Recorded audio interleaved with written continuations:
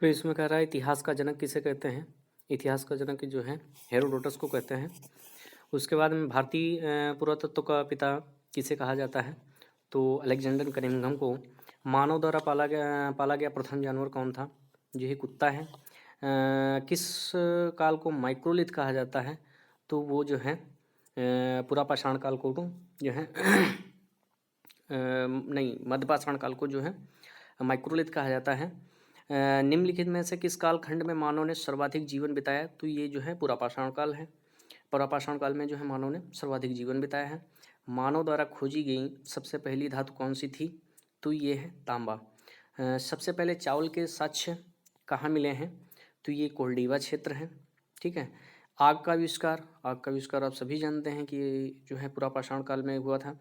पहिए का आविष्कार जो है नवपाषाण काल में हुआ है। कहाँ पर मानव ने जो है गड्ढा खोदकर जो है निवास करता था, तो ये जो है बुर्जहोम में जहाँ के मतलब जो है गड्ढा खोद कर निवास करता है, ये बुर्जहोम में था। अब वहीं पर इसके साक्ष्य जो मिले हैं। भीमबेटका की गुफाएं किसके लिए प्रसिद्ध हैं, तो आप सभी जानते हैं कि जो है गुफाओं को शैल चित्रों के लिए प्रसिद्ध हैं। नवपाषाण युग में भारतीय उपमहाद्वीप के उत्तर पश्चिमी क्षेत्र में निम्नलिखित में से किस स्थान पर कृषि के अभ्युदय के प्रारंभिक जो है प्रमाण मिले हैं, ये मेहरगढ़ है। ठीक है, मेहरगढ़ में जो है इसके साक्ष्य मिले हैं।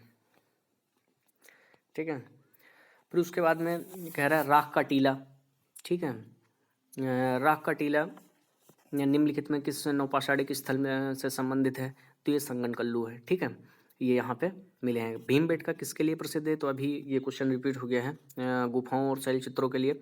रॉबर्ट ब्रूस फुट थे, ये भूगर्भ वैज्ञानिक थे।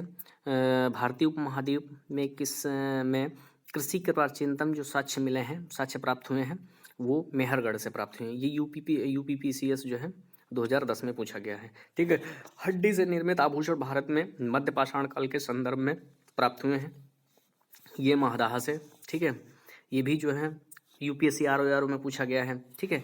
निम्नलिखित में से किसको चालकोलिथ युग कहा जाता है, ये चालकोलिथ हमने आपको बताया था, जिसे ताम्रपाषाण युग भी कहा जाता है। कोपेनहेगन, ये कोपेनहेगन एक संग्रहालय की सामग्री से पाषाण कांस्य और युग का त्रियुगी विभाजन किया गया था, मतलब किया था, ये थॉमसन है। ठीक है, इन्होंने किया था। भारत में किस शैलाश्रय से सर्वाधिक चित्र प्राप्त हुए हैं, तो ये भीमबेटका से। ठीक है। एक ही कब्र से 3 मानव कंकाल निकले हैं, ये दमदमा, ये एक स्थान है दमदमा। ठीक है, ये इसका बी वाला है, 21वें का बी वाला जो दमदमा से प्राप्त हुए हैं। ठीक है। फिर उसके बाद निम्नलिखित में से जो है ये निम्नलिखित में से कौन सा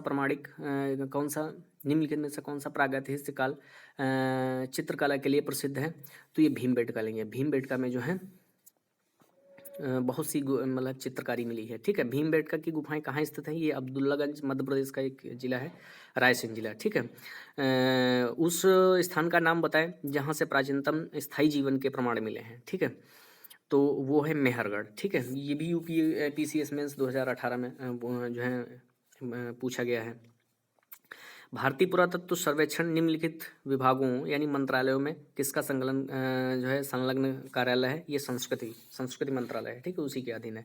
राष्ट्रीय मानव संग्रहालय कहाँ है, ये भोपाल में है, जो मध्य प्रदेश की राजधानी है भोपाल। ठीक है। नवादा टोली का उत्खनन जो है किसने किया था, तो SD सांकलिया हैं, इन्होंने किया था। निम्नलिखित में से किस स्थान पर मानव कंकाल के साथ कुत्ते के कंकाल का भी शवाधान प्राप्त हुआ, शवाधान मतलब शव। ठीक है, बुर्जहोम, ये बुर्जहोम है, तो वहाँ से मिले हैं। ठीक है। और इसके बाद में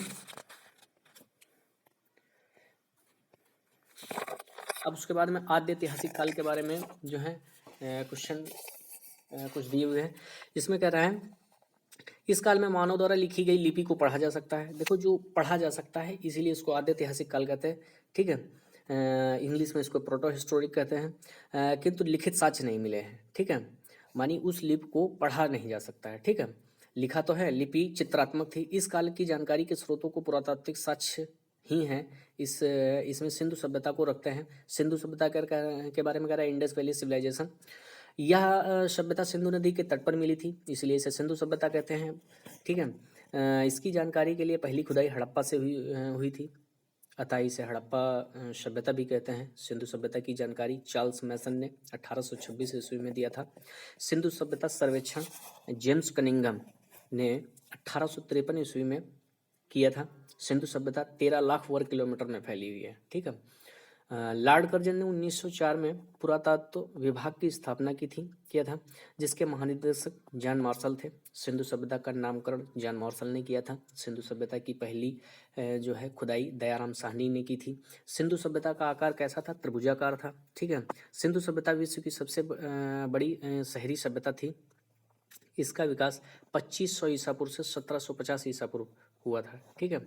उसके बाद में देखो ये ऐसा है, ये उत्तर में जो है आप जब कश्मीर एक मैप लेना, मैप लेने के बाद जब आप उत्तर पाकिस्तान के साइड से मतलब उत्तर पश्चिम में जब आप रखेंगे तो उसमें ऊपर उत्तर में चिनाब नदी जो मांडा में है, चिनाब नदी। ये पूरब में जो है आलमगीरपुर पड़ता है जो हिंडन नदी के किनारे है। देखो पश्चिम में सुतकांगेडोर, ये दास्क नदी पर बैठा है। दक्षिण में दैमाबाद प्रावरा नदी है। देखो आपको ये चीज़ बताना चाह रहा है कि जैसा मतलब जब पहले जब मानव का विकास हुआ तो इतना सिंचाई के साधन नहीं थे। लोग वहीं पर बसते थे जहाँ पर खाने पीने के लिए चीज़ें आसानी से उपलब्ध होता है। अब आप एक चीज़ सोच के ज़रा देखो कि जितने भी ये हमें पुरातात्विक साक्ष्य मिले हैं, ये हमेशा नदी के किनारे ही क्यों मिले? इसका एक ही मतलब आंसर मतलब है जो आप सोच सकते हैं, क्योंकि उस समय पानी जो आप तो जानते हो कि लाइट की भी व्यवस्था है। लोग पंपिंग सेट से वगैरह मशीनों से उपकरण से पानी खेती वगैरह दूर दूर तक खेती कर लेते थे। तब इतना नहीं था। जहाँ पर नदी वगैरह होती थी तो नदी के आसपास की नमी की वजह से वहाँ पे घास वगैरह उग जाती थी। घास से क्या होती थी कि जानवर जो थे भाई जब घास होगी वहीं जानवर होंगे, तो वहाँ जानवर वगैरह आ जाते थे चरने के लिए। तो इंसान भी पानी जैसे मान लिया मानव क्या करता था, नदियों से पानी पीता था और वहीं शिकार विकार वगैरह कर लेता था। तो धीरे धीरे सभ्यता वहीं पर विकसित हुई, क्योंकि पानी जहाँ पर जीवन वहीं संभव हो सकता है जहाँ जल हो, खाने पीने की चीज़ें हों, वहीं तो मानव रहेगा। आज भी आप देखते हो पशु पक्षी कहाँ चले जाते हैं। जैसे मान लिया कोई भी जानवर होता है, वो चारे की तलाश में कहीं भी भटकता हुआ चले जाएगा, जहाँ मिल जाएगा वहाँ खा लेगा। तो यही चीज़ें जो हैं मानव के साथ भी हुई। जब स्टार्टिंग में मानव कैसा था, खाना बदोश था, खाने के लिए इधर उधर घूमता था। तो वहीं पर धीरे धीरे जाकर के मान लिया जैसे मान लिया किसी नदी के किनारे पहुंच गया तो वहाँ पर देखा कि डेली जानवर पानी पीने आते हैं, उसको शिकार भी करने को मिल रहा है। ठीक है। धीरे धीरे उसको देखा कि नमी के कारण कुछ पौधे भी उग रहे हैं, उसको फल फ्रूट वगैरह भी मिलने लगे। तो धीरे धीरे क्या हो कि वहाँ पर स्थायी जीवन उन्होंने शुरू कर दिया। ठीक है। तो आप ये चीज़ एक का मतलब सोच सकते हो, क्योंकि बात यहाँ पे आती है साक्ष्य ही हमको मिले हैं, बाकी कुछ नहीं। कि किसी के कोई ऐसा प्रमाण जैसे लिखित और जिसे प्रमाणित किया जा सकता है, क्योंकि कुछ ऐसे साक्ष्य मिले जैसे मान लिया जो कुछ ऐसी लिपियां मिली जिसको हम नहीं पढ़ सकते थे। धीरे धीरे क्या हुआ कि वो चित्रात्मक लिपियां थीं, लोगों ने पहले चित्रात्मक लिपि का प्रयोग किया, धीरे धीरे जो है लिखना पढ़ना शुरू किया। ठीक है। फिर कह रहा है इसकी पश्चिमी सीमा पाकिस्तान के सुतकांगेडोर में थी जो दास्क नदी के तट पर थी। इसकी उत्तरी सीमा कश्मीर के मांडा जो है चिनाब नदी के तट पर थी। इसकी खुदाई जगपति जोशी ने 1982 ईस्वी में किया था। इसकी पूर्वी सीमा उत्तर प्रदेश के आलमगीरपुर में थी जो हिंडन नदी के किनारे थी। यज्ञदत्त शर्मा के नेतृत्व में इसका उत्खनन हुआ। इसकी दक्षिणी जो सीमा है वो महाराष्ट्र के दैमाबाद से प्रवरा नदी के तट पर थी। यहाँ से धातु का एक रथ यानी इक्का गाड़ी, धातु का रथ जो इक्का गाड़ी वगैरह नहीं जो बैल वगैरह खींचा करते हैं, के प्रमाण मिले हैं। ठीक है। अभी इसमें कुछ सिंधु सभ्यता के कुछ प्रमुख स्थल दिए हुए हैं, जिसमें जैसे हड़प्पा है, ये मांटो गोमती जिला है जो पाकिस्तान का जो है पंजाब प्रांत। पंजाब के भी जब भारत और पाकिस्तान का जब बंटवारा हुआ था तो आधा पंजाब उधर चला गया था। ठीक है। आधा पंजाब अपने पास है। तो जो पंजाब है, अब आप सोचोगे पंजाब है तो पाकिस्तान में, तो आधा पंजाब उधर भी है। ठीक है। माउंट गोमरी जिला है जो पंजाब उधर प्रांत में। मोहनजोदड़ो ये लड़काना जिला है जो सिंध प्रांत के पाकिस्तान में पड़ता है।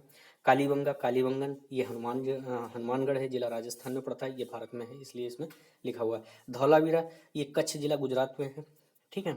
ये स्थल चन्नूदड़ो सिंध प्रांत ये भी पाकिस्तान में है। लोथल आदमगढ़ ये जो है अहमदाबाद में है, जिला गुजरात में। अहमदाबाद तो आप जानते हो गुजरात में पड़ता है। ठीक है। कोटदीजी सिंध प्रांत का ये खैरपुर स्थान है, ये पाकिस्तान में पड़ता है। बनमाली ये हिसार जिला है, हरियाणा के पास पड़ता है जो भारत में ही है। रोपड़ भी एक जगह है जो पंजाब में है। ठीक है। ये भारत में पंजाब का आधा हिस्सा बना हुआ है। फिर रंगपुर के लिए काठियावाड़ ये जिला जो गुजरात में अहमदाबाद में है। ठीक है। आलमगीरपुर मेरठ जिला ये उत्तर प्रदेश में पड़ता है। सुतकांगेडोर ये मकराना में समुद्र तट के किनारे सुतकांगेडोर, ठीक है, पाकिस्तान में पड़ता है। ये सुतका को जो है मकराना के पास जो है समुद्र तट में पाकिस्तान के किनारे पड़ता है, ठीक है। और उत्खनन करता तो आप पता होगा कि मतलब ये इसमें पढ़ लेना, हड़प्पा की जो है दयाराम साहनी और माधव स्वामी माधव स्वरूप वत्स थे, और